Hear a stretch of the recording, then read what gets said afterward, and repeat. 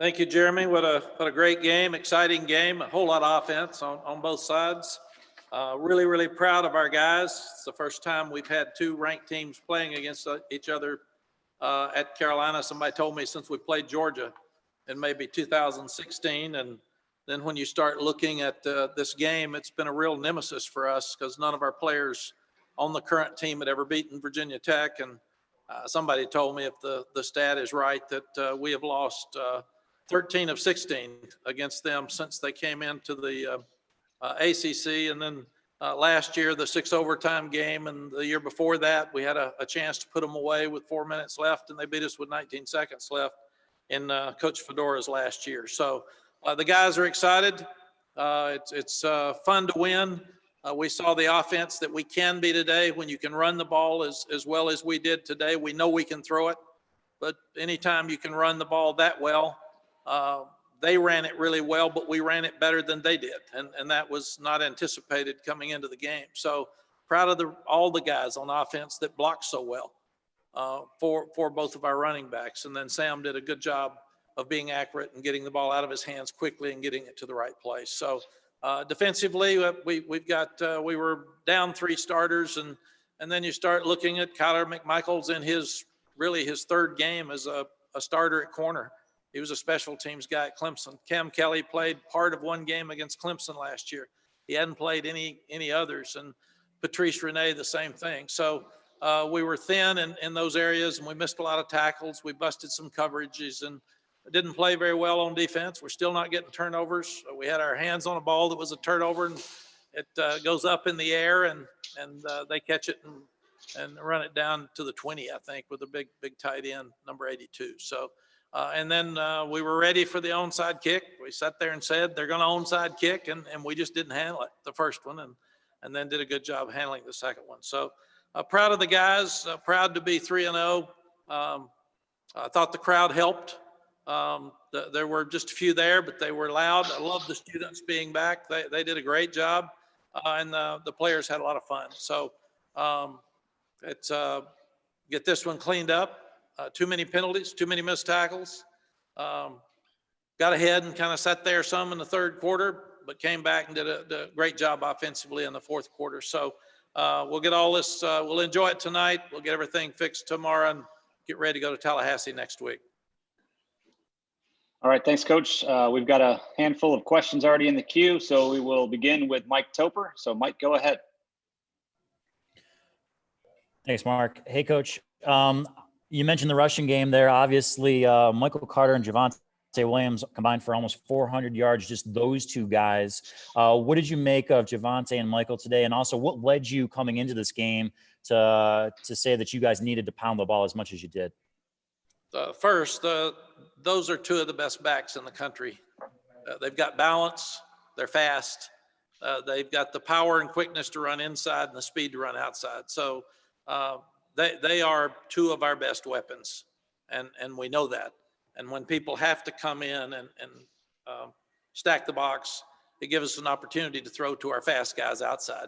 But if they're going to allow us to run it, the receivers were excited about blocking today. The tight end was excited about blocking today, and the players love Michael and Javonte, so they were excited for them. And the offensive line's been beaten up since we've been here. My gosh, they did an absolute great job today. All right, let's go over to CL Brown. Go ahead. Yes, Mack, I was wondering, speaking of the offensive line, that was an area of concern coming into the year, but when you see the numbers that you guys put up running today, how much more comfortable are you with feeling like that unit is where you need it to be? Well, we've still got to gain more depth, but we did have Josh Azudu back today. He is such a good player. He's really smart, can play a lot of different places. So he gives us depth just by the fact that he's back. He gives us confidence. So I thought he was a huge lift coming back. And then Jordan Tucker did a good job. But I thought the offensive line had very few penalties. I think they had 2 false starts early because they were probably but I don't remember a holding penalty. There was only 1 sack. I think we held the ball too long. I went the wrong way on that 1 sack. Virginia Tech was averaging 6.5 sacks per game. So those guys had an outstanding day. Really proud of them. As a follow, you guys were the rushing game gained 12.5 yards per rush on first downs alone. How when you're able to gain those big chunks, and I forgot the second part of that stat. I think you were never in a 3rd and 9 or more yards all game. When you're able to have those first down successes running the ball, how does that set up the offense for success? Gives you a chance to be really good, because if you can run it that well, at some point they can do things to take away your running game. And when they do, you've got excellent weapons outside. And Sam was so accurate today. We dropped a couple of passes that we should have caught. That would have been more drives, really. That's unusual that we would drop those passes. But when you can have an offensive pass interference penalty, get backed way up and hand it to Michael Carter and go score the next play, it shows you how fast and how dangerous these two backs are. All right, let's go over to Bridget Condon. Bridget, go ahead. Hey, Coach, 101 combined points between you and Virginia Tech. That's the most between any ranked teams in history. Were you guys just kind of putting on a show for the fans and going off of that on the fans? I know you mentioned it a little bit in your opener, but what was it like for, the kids to have all of their parents there and to have that crowd noise?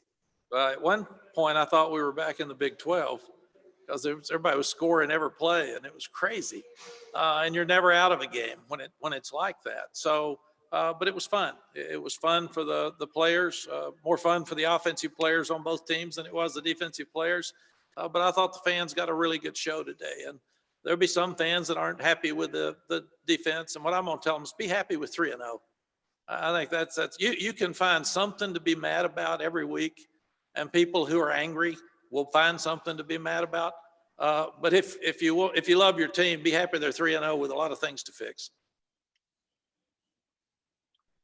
Great. Let's move over to Ross Martin. Ross, go ahead. Hey, Coach, what did you see better out of the connection with Sam Howell and his receivers, particularly the usage of Daz Newsome and the deep ball with Diami Brown? Thought we did a better job, Ross, of having some quick stuff ready where he could get it to the guys early, and then Virginia Tech had to come up, and then it lets a speedster like Diami go deep. We've got to get the ball more to Daz on even the short stuff, because he's such a good runner.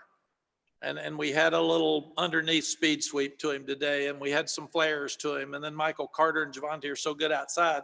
But Bo and Diami have the speed, and Bo's got the length that when you have to bring the safeties down and get one-on-one with the corners, it gives you a chance to get the ball to Diami deep. And we haven't been able to do that. We weren't doing anything consistently good enough on offense that it would determine that it would lead to something else. And today we were able to do that. And I thought the offensive coaches did a great job of taking the first 2 weeks and figuring out why we had been inconsistent and getting us back on track. And then quickly, how much did you miss Ray Vohasek today? Oh, Ray's one of the best players in the league. He's tough. He's big up front. I thought they blocked us some up front. So we'll have to go back and look at that. Okay, thank you. Thank you. Okay, next up is Greg Barnes. Hey, Mack. The team has won each of these first 3 games kind of in different ways. What does that say about this group, that they've learned how to win? Greg, that's the most important thing. We tell them each week, go through your process, go through your practice routine, understand your culture, the discipline that if you miss a class, that leads to the same undisciplined act that it does if you have a penalty. You either do things right or you don't. Your coaches either trust you or they don't. So we're trying to get our guys to understand, do everything right every day. And when you do that, the objective is just win the game. It's not ever, these are kids, and COVID has changed things. I think it's been harder for officials. It's been harder for coaches. We're seeing more upsets. We're seeing some craziness happen in college football. So we've told them, don't worry about anything but winning. And to win this game and be 3-0 is all that we wanted to do. And that's why I'm so excited for them. Thanks, Mac. Thank you. Again, we probably All right. lost this game last year at Virginia Tech in a very similar way because last year they dominated the fourth quarter. They had 120 yards rushing. We had 20. So we made 4 out of 10 third downs in the fourth quarter last year. So there were things that we needed to finish strong today that we didn't last year. And we had a big emphasis on that all week. And I thought the guys really stepped up on offense to do that. Okay, but next up is Brendan Marks. Hey, Mac, thanks so much. Earlier this week, you had mentioned that these guys had never been in a top 10 game before. They'd never been ranked like this before. What does this sort of say about them? What sort of message does it send within your locker room? And also, what sort of message does it send to the rest of the conference? You mentioned this is the offense that we can be when we're doing everything the right way. Well, Brendan, number one, we've talked to the guys about we need to buy a house in this neighborhood. We haven't been here much. We've been visiting the first couple of weeks in the top 10, but that's who we want to be. But have we earned it yet? And that's what we talk to them about each week. And playing a top 20 team in Virginia Tech that was dominating their first 2 games while we weren't, gave us a chance to prove that we can be good. And I was so proud that the offense stepped up today and did that. And now we've got to go back and just figure out what went wrong today on defense. And part of it was Virginia Tech playing well. And we knew Hooker would probably come in, and he's an outstanding quarterback. So we thought all that was going to happen, but we weren't sure. And then we thought Patterson might come in. So it was kind of hard to prepare for what we were doing. And then when they got behind, they threw the ball a lot more than they ran it. So we thought that they were going to just try to run it down our throat because that's what they've done the first 2 games. So for another week, like Boston College throwing it 56 times, we were surprised that Virginia Tech would throw it that many times today. But I do think that you've got to quit feeling pressure to be something because you are what you see on film. You are what you do in the game.